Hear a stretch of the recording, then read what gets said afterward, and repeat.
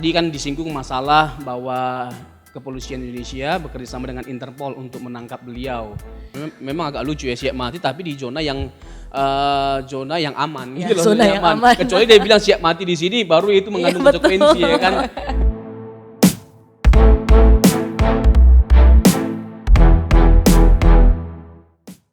Apakah itu adalah salah satu bentuk pembelaan diri kita sebagai seorang minoritas dan seorang yang mendapat perlakuan tidak adil dalam hal ini? Ya kita menuntut, kita tinggal di negara hukum ya.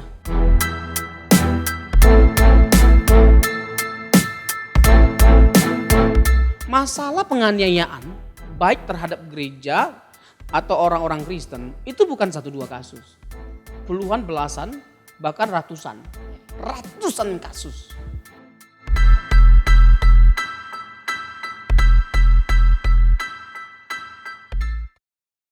Shalom Bapak Ibu, kembali berjumpa dengan saya Debra dan Tamara dalam acara Make Sense. Suatu acara yang membahas mengenai isu-isu yang sedang trending dalam masyarakat. Hari ini kita akan membahas satu isu yang pasti Bapak Ibu juga sudah tahu karena sedang beredar di dalam dunia maya pada saat ini.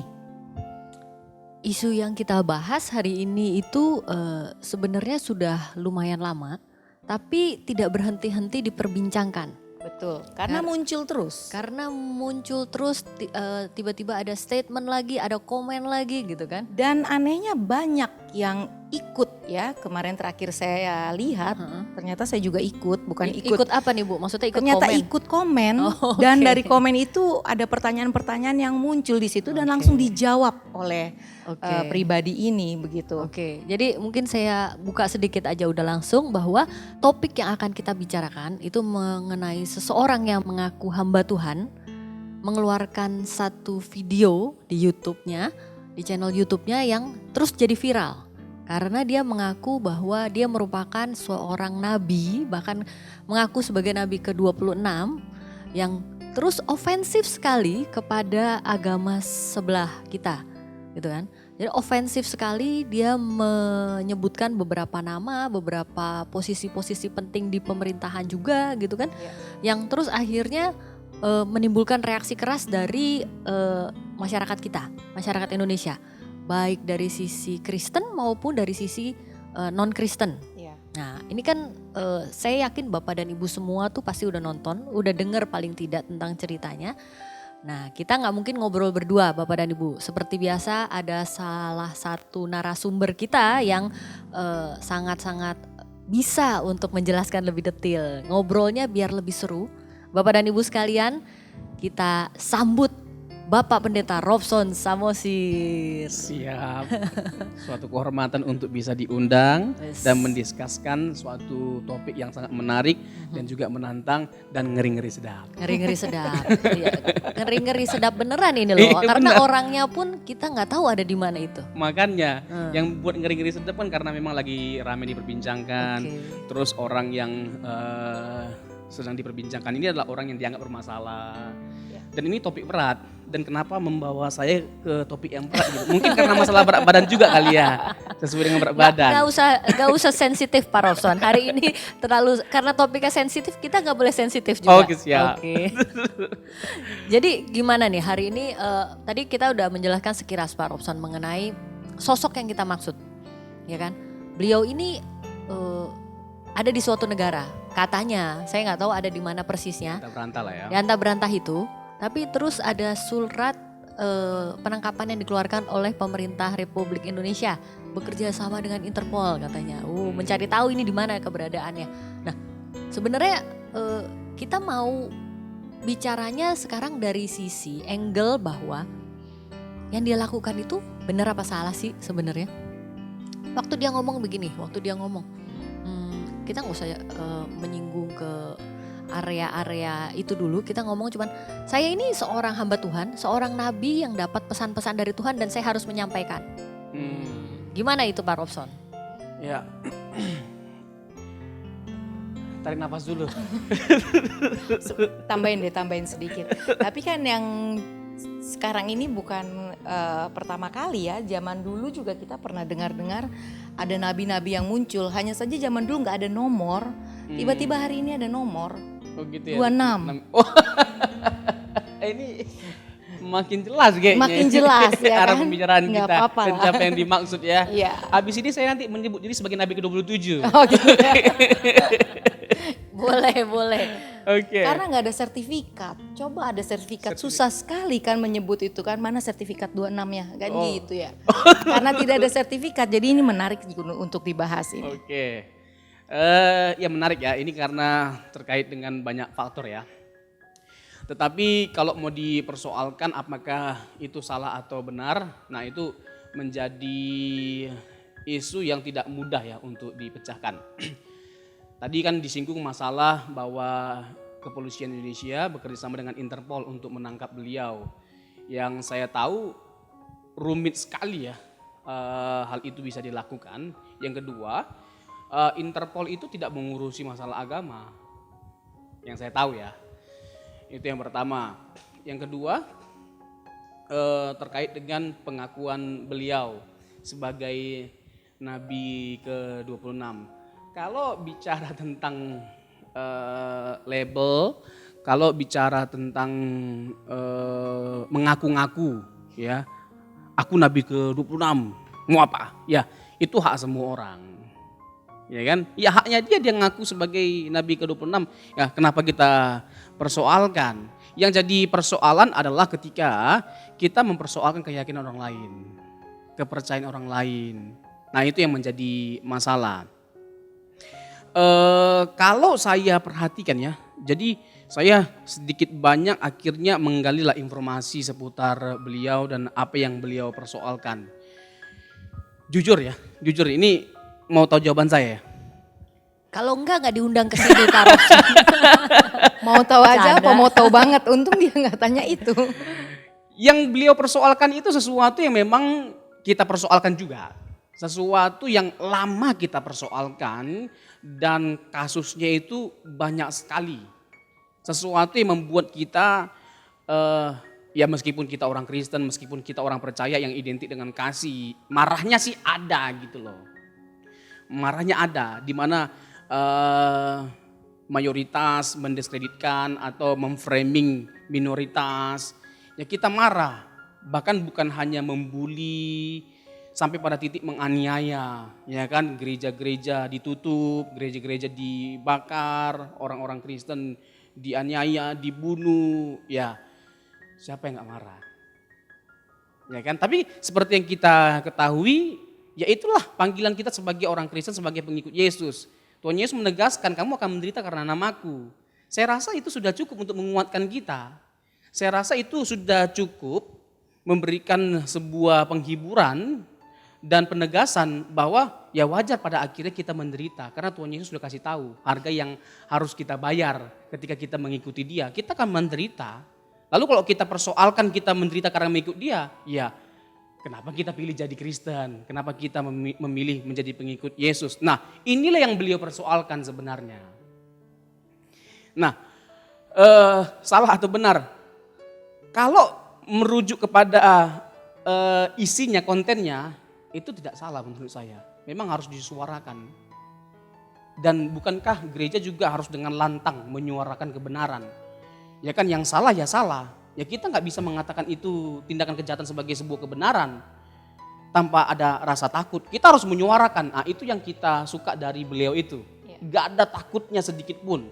Tetapi yang mungkin kalau kita mau pakai kata kritisi, yang mau kita kritisi itu adalah cara mendelivernya. Mungkin kata-katanya kasar gitu loh. Kalau bisa janganlah ya, kata-kata kasar, kata-kata umpatan, goblol, tolol, setan. Ya kan, jadi kita dengarnya pun gak ngeri sedap. Oh my God, kalau kata TikTok ya. Oh my God. Ya janganlah kalau bisa gitu. Jadi yang dia bicarakan di konten YouTube-nya itu memang situasi yang terjadi di tanah air terhadap kaum minoritas. Dalam hal ini dia banyak bicara soal posisi kita sebagai orang Kristen, posisi seorang etnis Chinese, ya kan? Dia juga banyak ngomong itu juga posisi beberapa beberapa gereja yang memang mendapat intimidasi, ya kan? Seperti Pak Robson tadi bilang, itu nggak salah. Itu nggak salah, ada di kontennya nggak salah. Yang salah adalah cara dia mendeliver dengan bahasa-bahasa yang tidak tepat. Yang saya sekarang mau tanyakan Pak Robson, meskipun tadi Pak Robson bilang ini nggak salah isinya, tapi apakah kita ini sebagai satu bentuk pembelaan diri kita, bahwa kita, kita minoritas, tolong didengar kita, dunia tolong dengar kita. Apakah itu adalah salah satu bentuk pembelaan diri kita sebagai seorang minoritas dan seorang yang mendapat perlakuan tidak adil dalam hal ini? Ya kita menuntut, kita tinggal di negara hukum ya. Kita menuntut supaya keadilan ditegakkan kan tidak salah. Ya kan? Ya terserahlah orang mau memframing kita dengan kata-kata apa, mau membela diri apa segala macam. Tapi kan nggak ada yang salah ketika kita tidak salah apa-apa lalu dianiaya, gereja dibakar. Nggak ada yang salah kalau sampai kita mempersoalkan ini karena hukum, meminta keadilan ditegakkan. Seperti GSKI Yasmin lah, ya kan nggak usah jauh-jauh. GKY. GKI Yasmin, itu nih, maklum lah ya. Ada sensor. Ya, itu kok jadi GSKI ya. Itu kan sudah lama dipersoalkan. Nah kembali diperbincangkan karena si tokoh yang satu itu mengangkat ke permukaan kasus itu. Dan mulai ada perhatian terhadap kasus itu. Bukankah itu menunjukkan bahwa ada sisi positif dari orang itu ketika menyuarakan hal ini, masalah ini. Tapi tadi Pak Robson juga ngomong, loh kita tuh menderita itu kita udah tahu kita harus menderita. Jangan sampai jadi kontradiksi ini Pak Robson. Coba tolong dielaborasi gimana. Ini sih kalimat ini bagus banget ini kan. Ini pertanyaan bagus banget. Ini bisa disudahi nggak acaranya? Jadi gini, Alkitab sendiri kan mengajarkan, ya kan, ditampar pipi Kanan, kasih pipi kiri. Ya, balas kejahatan dengan kebaikan. Ya kan, dilempar pakai batu, dilempar dengan bunga. Dilempar pakai batu, lempar dengan bunga. Lempar lagi pakai batu, lempar dengan bunga sama pot-potnya sekalian. Balas kejahatan dengan kebaikan. Nah, itu esensi kekristenan. Itu ditegaskan oleh Paulus di dalam Roma pasal yang ke-12 dan 13. 13 itu perikopnya tunduklah pada pemerintah. Ya kan? Itu perikopnya. Nah, apakah kita salah gitu loh kalau menyuarakan kebenaran? Tidak salah. Apakah kita salah kalau mempersoalkan tindak ketidakadilan yang orang lain lakukan terhadap kita? Tidak salah. Mempertanyakan, mempersoalkan kenapa mereka memperlakukan kita seperti itu tidak salah. Ya kan, mau kita nanti pada akhirnya didengarkan atau tidak, itu masalah lain. Nah itu bagian dari kita menerima konsekuensi. Iya kan?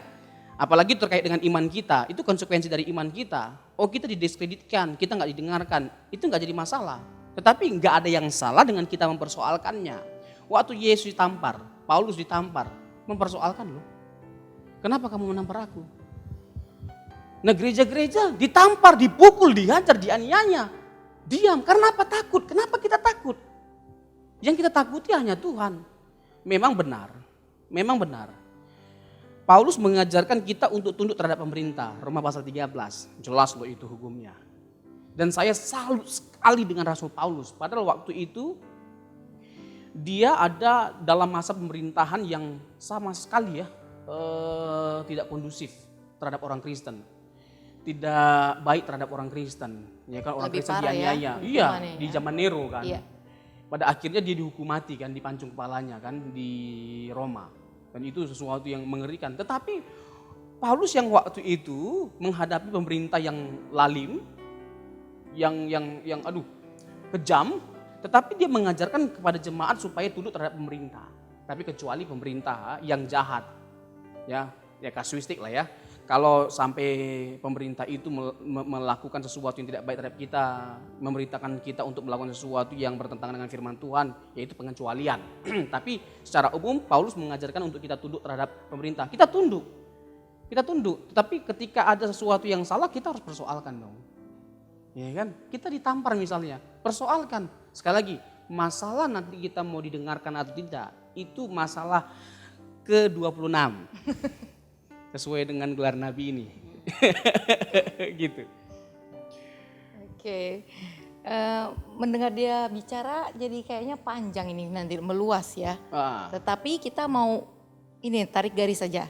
Kira-kira kan mengenai apa yang dia deklarasikan mengenai Nabi ke-26-nya dia itu. Salah atau enggak? Iya, maksudnya kita nggak bisa bicara salah atau tidak deh. Fakta atau apa ya, dari sisi Alkitab itu boleh tidak kita menyatakan diri bahwa kita Nabi ke-26 atau nabi lah ya. Nabi gitu dari sisi Alkitabiahnya. Nah, dari sisi perspektif Kristiani ya, ini juga sesuatu yang debatable sebenarnya. Ya, ada kelompok yang menyetujui masih ada nabi, masih ada karunia-karunia. Ada kelompok yang tidak menyetujui bahwa nabi dan karunia-karunia itu sudah tidak ada lagi. Tapi terlepas dari adanya kedua perbedaan pandangan dari dua kelompok ini, mungkin saya lebih mempersoalkan nabi yang benar itu nabi yang seperti apa, karakteristiknya atau sifatnya. Yang pertama, dia adalah seorang yang hidup benar di hadapan Tuhan. Makanya dipanggil oleh Tuhan untuk menyampaikan pesan. Lalu yang kedua, menyuarakan pesan Tuhan, suara Allah. Itu nabi. Yang ketiga, apa yang dia sampaikan itu ya bermanfaat untuk umat, berguna untuk umat. Yang keempat, apa yang dia sampaikan itu tidak mungkin bertentangan dengan firman Tuhan. Dia penyampai nubuatan pada umumnya kan, menyampaikan nubuatan. Dan apapun yang dia sampaikan, nubuatan apapun yang disampaikan itu harus terjadi. Kalau tidak terjadi, berarti nabi palsu. Nabi wrong. Saya jadi ingat itu karunia memang sudah diberikan oleh Tuhan ya, karunia untuk mengajar, maksudnya menjadi guru. Efesus 4 ayat 11. Menjadi nabi itu kan sudah ada ya di Alkitab. Jadi bisa ke situ ya karakteristiknya. Nah, ya. saya mau ke situ sebenarnya. Oh iya, Luar saya biasa duluan ya. Debra ini memang. Mendahului saya memang. Potong jalan. Ini potong jalan. pembicara siapa sih? Ya, Efesus 4 ayat 11. Ya kan, Efesus 4 ayat 11. Tuhan yang memberikan karunia-karunia.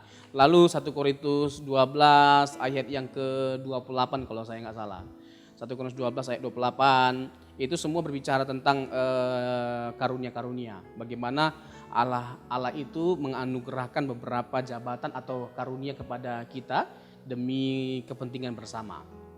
Nah, lagi-lagi ya memang penuh dengan perdebatan sih ya. Saya pada akhirnya berpandangan seperti ini. Kalau saya secara pribadi ya, nabi dari sisi jabatan itu tidak ada lagi, dari sisi fungsi masih ada. Ya, dari sisi fungsi. Jadi Tuhan masih menggunakan beberapa tokoh tertentu, hamba Tuhan tertentu dengan menganugerahkan karunia nubuatan, karunia kenabian.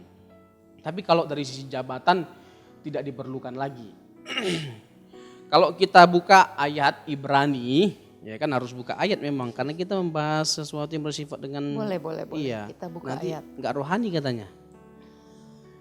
Ibrani 1 ayat 1 sampai 3. Ibrani 1 ayat 1 sampai 3. Setelah pada zaman dahulu Allah berulang kali dan dalam pelbagai cara berbicara kepada nenek moyang kita dengan perantaraan nabi-nabi. Maka pada zaman akhir ini ia telah berbicara kepada kita dengan perantaraan anaknya yang telah ia tetapkan sebagai yang berhak menerima segala yang ada. Oleh dia Allah telah menjadikan alam semesta. Nah, yang menarik dari kata-kata ini, maka pada zaman akhir ini ia telah berbicara kepada kita dengan perantaraan anaknya. Nah, Yesus pastinya ya. Tuhan Yesuslah sebagai nabi yang Tuhan tetapkan untuk menyingkapkan ya, penyingkapan terakhir kepada umat manusia yang pada akhirnya nanti diteruskan oleh para rasul pesan yang dia sampaikan Jadi Allah memberikan pesan terakhir itu kepada anaknya yang tunggal. Ya kan? Nah, dan semua yang dia ajarkan kepada para murid itu sudah dituliskan sampai wahyu kitab terakhir. Dan itu sudah final menurut saya. Jadi kalau kita mau menganggap memerlukan nabi dalam konteks apa? Nah, ini sesuatu yang perlu kita perbincangkan lebih lanjut. Itu pertanyaannya, dalam konteks apa dan untuk apa? Bukankah Tuhan Yesus sudah menyampaikan, dan saya rasa ya sudah menyampaikan hal yang teramat penting bagi umat manusia, yaitu keselamatan, dan sudah dicatat oleh para rasul. Apalagi yang mau dipersoalkan, apalagi yang mau dicari? Kan tidak ada lagi. Bagian kita adalah bagaimana kita merujuk kepada Alkitab. Belajarlah kepada Alkitab, dengarlah Alkitab. Alkitab itu suara Tuhan.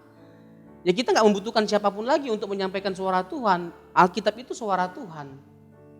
Gitu. Oke, sebenarnya ini sudah clear ya kalau masalah bahwa nabi dia menyatakan diri sebagai nabi ya memang gak ada salah, terserah dia ya dia mau bilang sendiri ya udahlah ya. Kecuali mengobok-ngobok orang lain, itu yang gak boleh sebenarnya. Tapi kan di dalam beberapa statementnya dia memang melakukan ofensif terhadap beberapa pihak yang terus jadi masalah. Ya kan, yang tadi Pak Robson bilang kasar gitu kan, banyak kalimat-kalimat dia itu yang sifatnya menyerang, yang tidak elok lah untuk dinyatakan dalam publik. Karena bagaimanapun label beliau sebagai hamba Tuhan itu kan melekat juga kepada kita sebagai umat Kristen. Ya. Tapi sekarang saya mau menyoroti satu sisi lagi Pak Robson.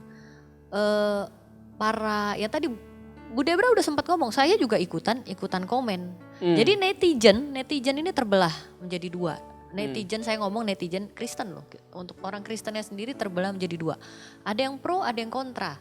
Yang kontra udah jelas karena dia terlalu frontal, dia nggak boleh kayak gitu. Tapi yang pro, surprisingly itu banyak.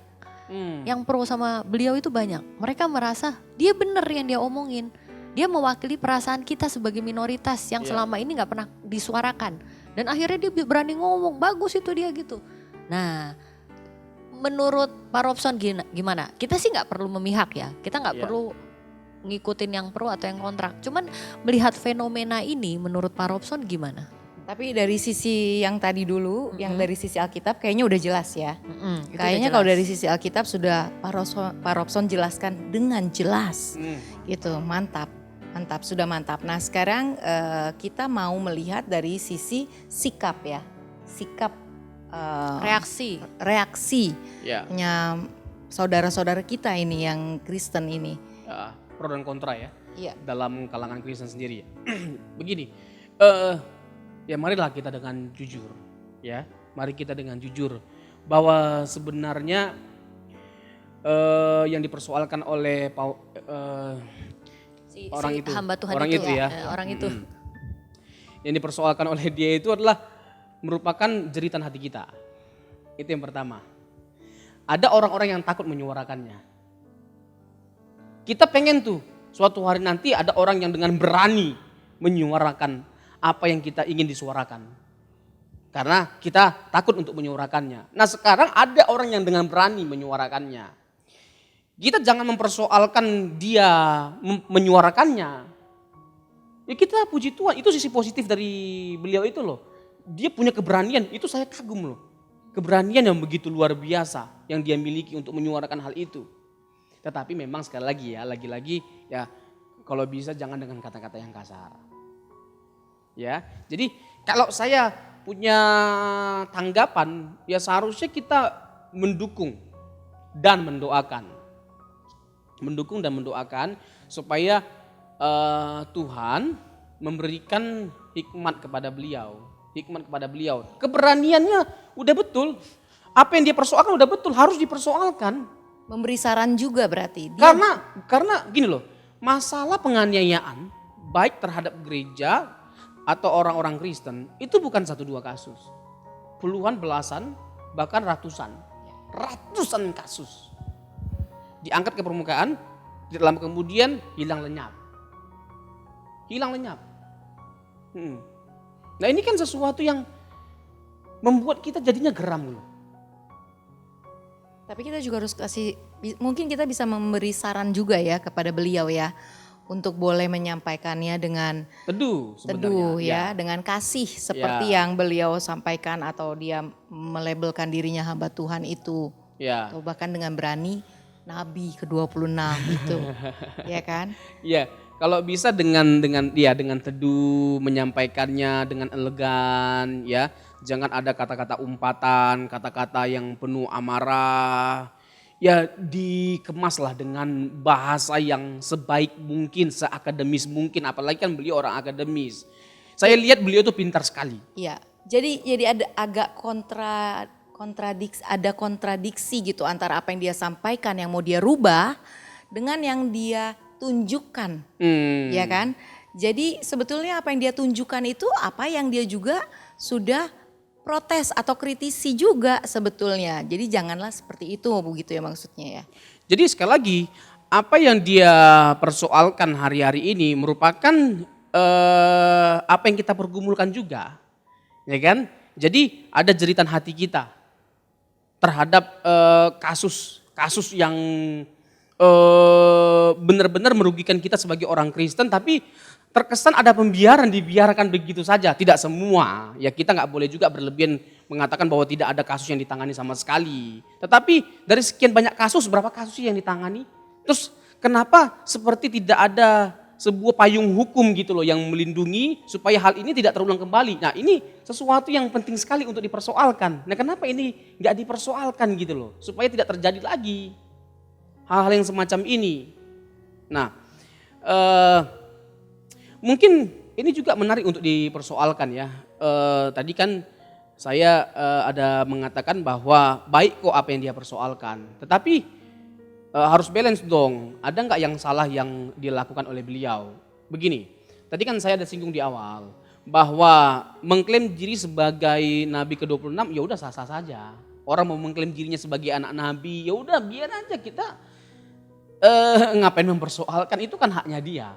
Tetapi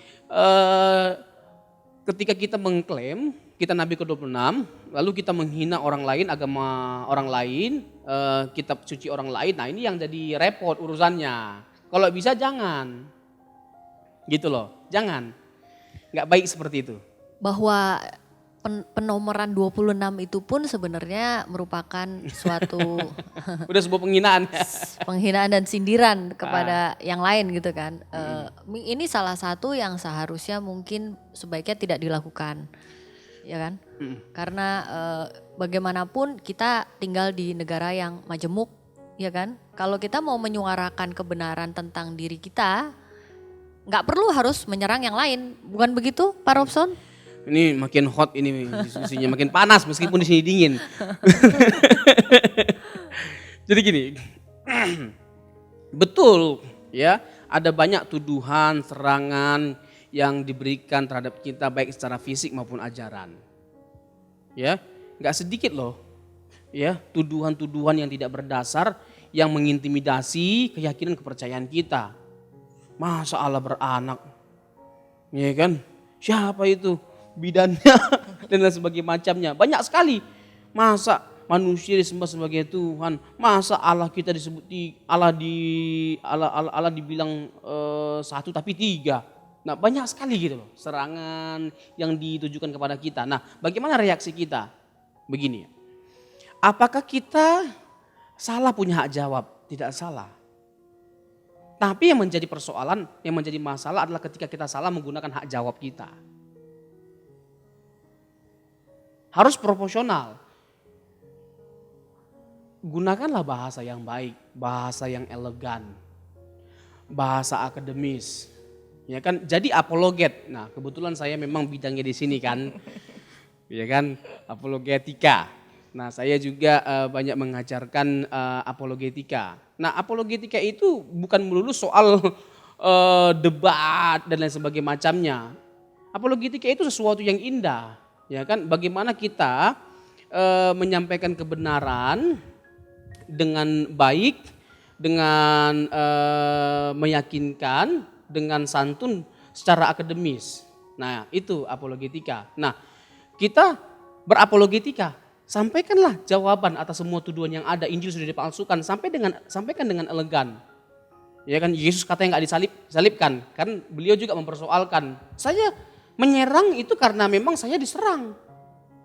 Iya kan, Yesus saja kan dibilang nggak disalibkan, wajar. Nah, sampaikanlah dengan elegan, tanpa ada embel-embel untuk kita melakukan hal yang sama seperti yang orang lain lakukan terhadap kita. Kita mengatakan dia jahat karena dia melakukan tindakan kejahatan terhadap kita, tapi kita juga melakukan hal yang sama terhadap dia. Lalu bedanya kita dengan dia apa? Gitu loh. Silakan kita balas dia, tapi dengan cara yang elegan, sebaik mungkin tanpa melukai. Nah, kita nggak bisa pungkiri apa yang dilakukan oleh beliau juga melukai banyak orang, gitu loh. Dan ya nggak tahu lah apakah beliau nggak memikirkan bahwa nanti ada dampak buruk dari apa yang dia lakukan. Itu kan sesuatu yang perlu dipikirkan dengan matang juga. Ya kan, beliau di luar negeri, kita di Indonesia. Dia nggak tahu dia lempar batu, kita kena getahnya. Itu juga perlu dipikirkan.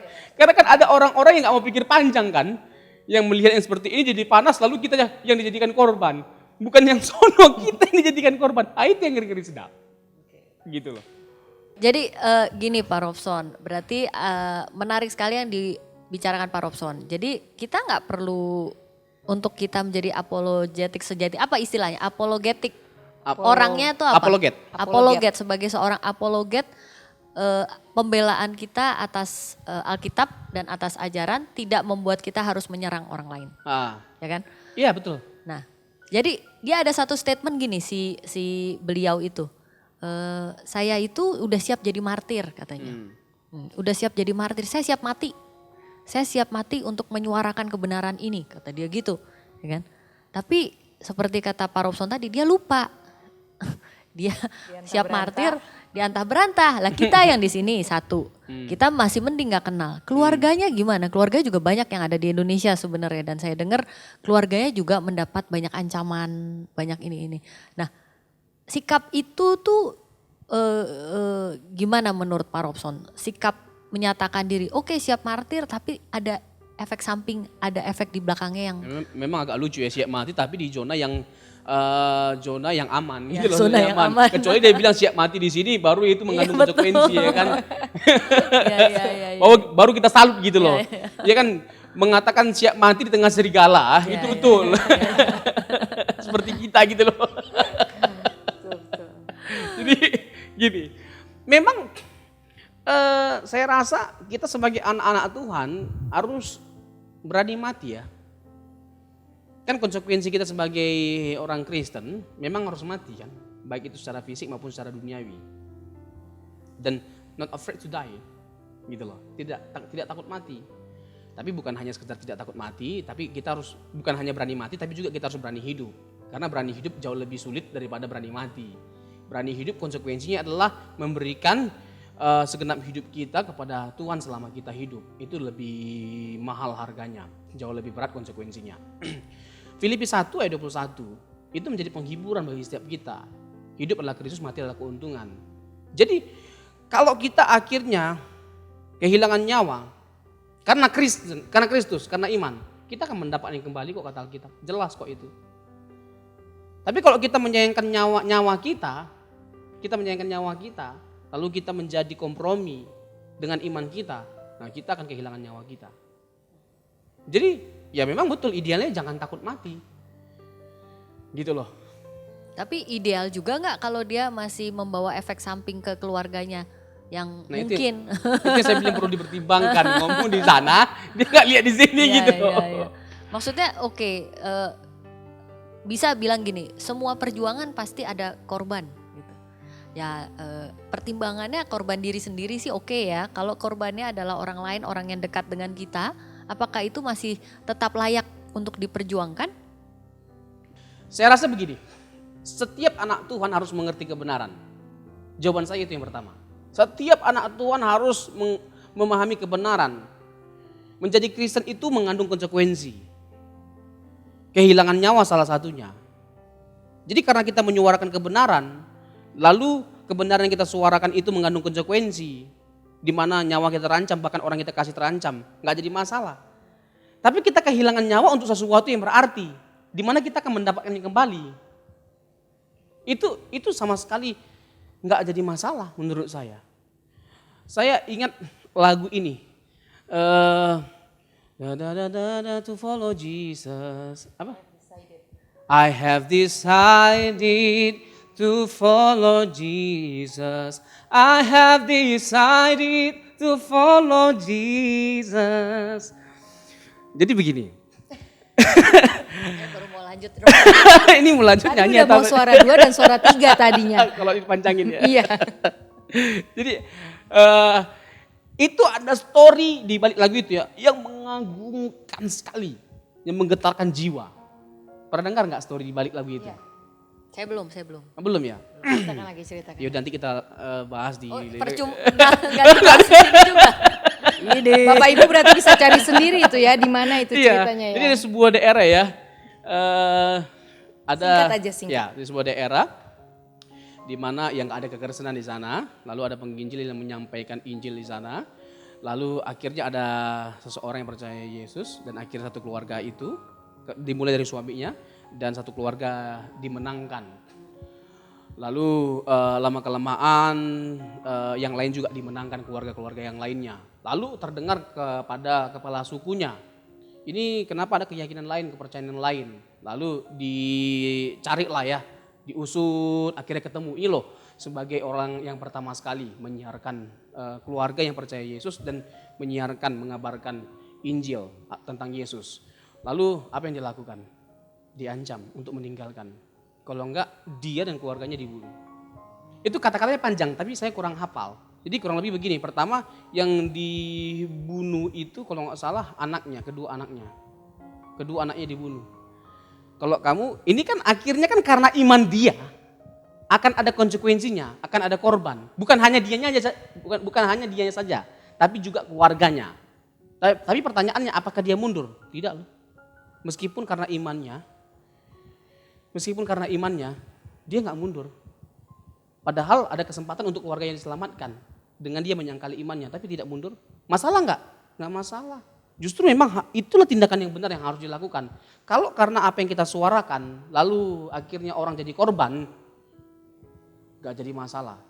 Yang penting semuanya itu kita lakukan karena dan untuk Tuhan. Suatu hari nanti, ya apa yang kita lakukan tidak ada satupun yang sia-sia. Semuanya diperhitungkan oleh Tuhan. Roma 8 ayat 17 dan 18. Bahwa penderitaan yang kita alami tidak sebanding dengan kemuliaan yang Tuhan nyatakan di langit baru dan bumi yang baru nanti. Itu menjadi penghiburan bagi setiap kita. Semuanya pada akhirnya mati. Anaknya mati, istrinya mati, terakhir dia mati. I have decided to follow Jesus. Dia hanya mengatakan itu ketika dia diminta untuk meninggalkan imannya. I have decided to follow Jesus. Jadi apapun harganya, kita sudah memutuskan untuk mengikut Yesus. Jadi kita tidak akan mengingkarinya. Amin. Belum amin. Belum. Amin untuk itu. Ya, amin Tapi yang untuk ini perkataannya, ya, belum. yang Oke, ini oke. belum. Lanjutkan Bu. Masih mau lanjut nggak Pak Robson? Ini belum selesai ya. Selesai enggak lah. Makin lama makin panas kursinya ini. Nanti itu lama-lama kursi kayaknya habis Sudah digosok-gosok. mulai berasap ini saya lihat. Boleh lah Pak Robson sekarang kasih penutup Summary buat coba buat penonton kita. rekan-rekan Bapak Ibu di rumah sekalian. Ya kembali lagi ya merujuk kepada kasus ini ya dan orangnya ya tentunya. Kita belajar banyak ya. Kita harus mengapresiasi keberanian beliau. Ya, mari kita dengan jujur ya bahwa kita juga memiliki kegelisahan yang sama seperti yang dimiliki oleh beliau. Kita memiliki kemarahan.